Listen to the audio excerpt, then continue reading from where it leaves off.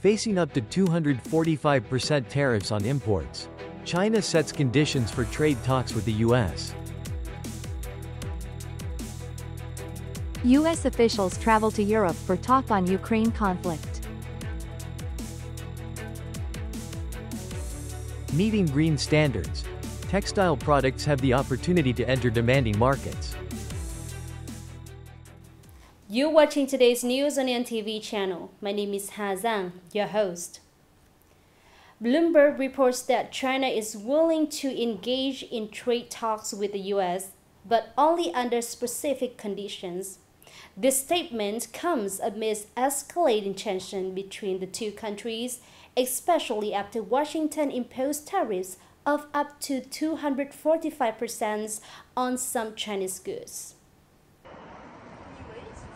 Beijing insists that the talks only take place if the U.S. shows respect, avoids disparaging statements and maintains a consistent stance.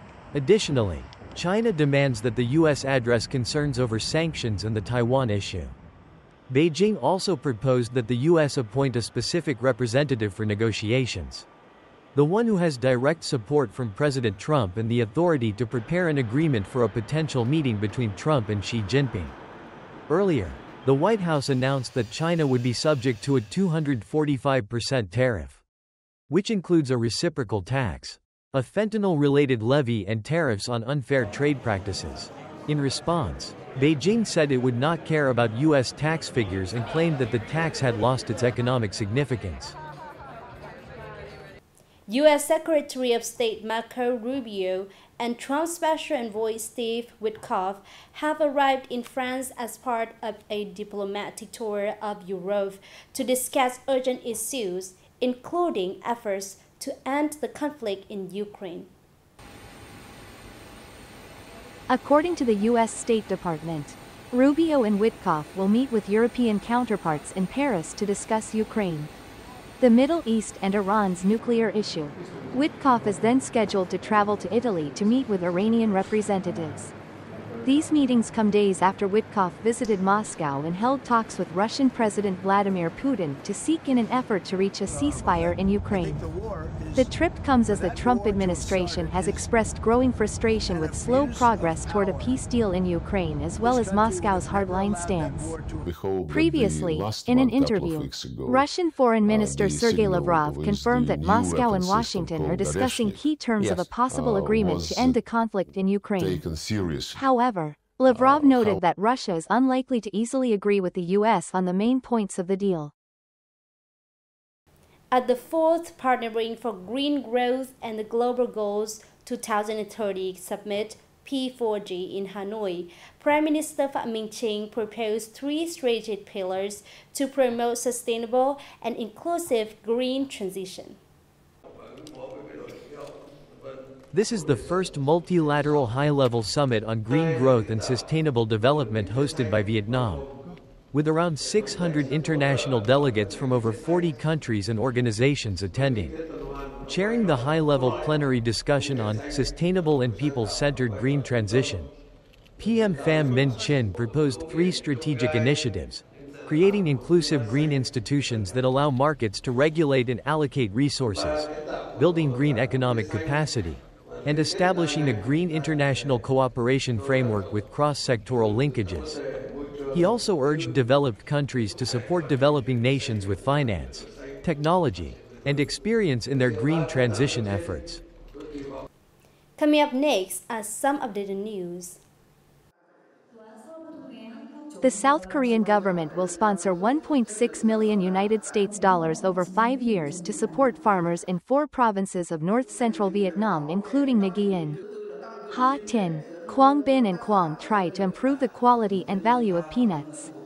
The project aims to introduce high-quality peanut varieties to drought-prone areas and transfer advanced cultivation techniques, thereby expanding high-yield peanut cultivation area, ensuring sustainable output for products.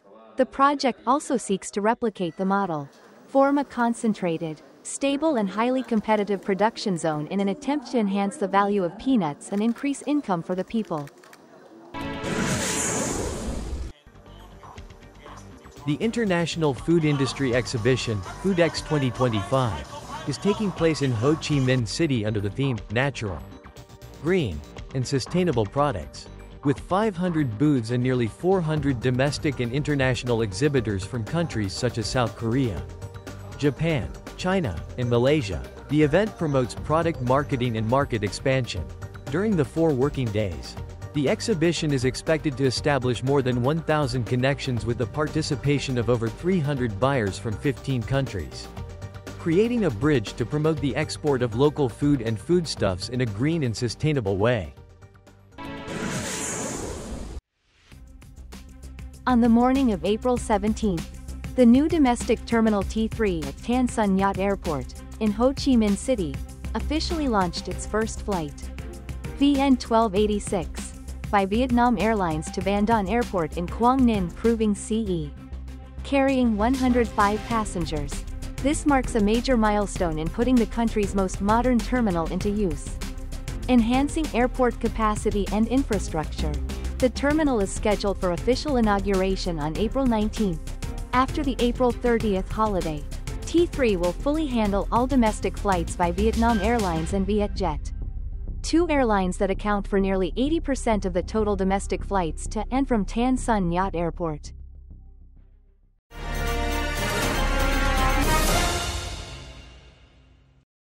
The global trade is undergoing profound changes.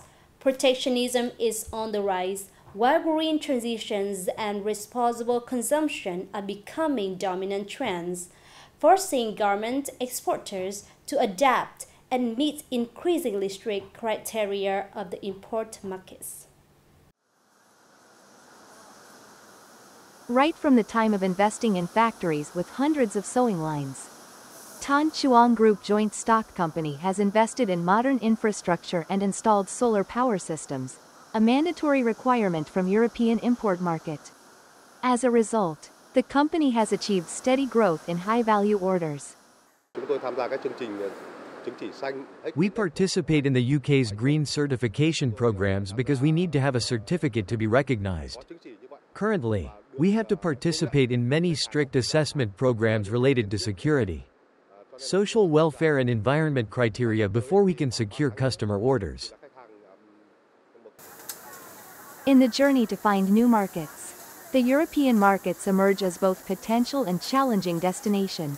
One of key travel documents to overcome technical barriers of these markets is good certificates of environment and society.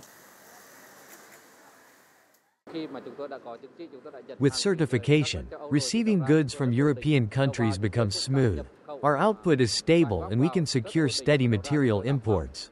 We can build our plan for the whole year. Textiles and garments are one of the key industries of the province, with an average growth rate of more than 20% per year and accounting for 17% of the province's export turnover. New protection and tariff policies from the U.S. market force businesses to diversify markets, adapt to new standards and trends, especially markets that emphasize sustainability. Businesses need to focus on training and raising awareness of green growth to ensure effective transition. At the same time, it is necessary to take advantage of support policies, international cooperation opportunities, access to green capital and fully comply with environmental and labor standards. This year, Nagayan strives to achieve $755 million in garment exports, a 33% increase from last year. The textile and garment industry still has great potential for global integration and export expansion. Proactive technological innovation is needed to increase product value, processing capacity and to meet the standards of the green and circular economy while improving labor productivity. The last news has ended our bulletin today. Thank you for watching and hope to see you next time.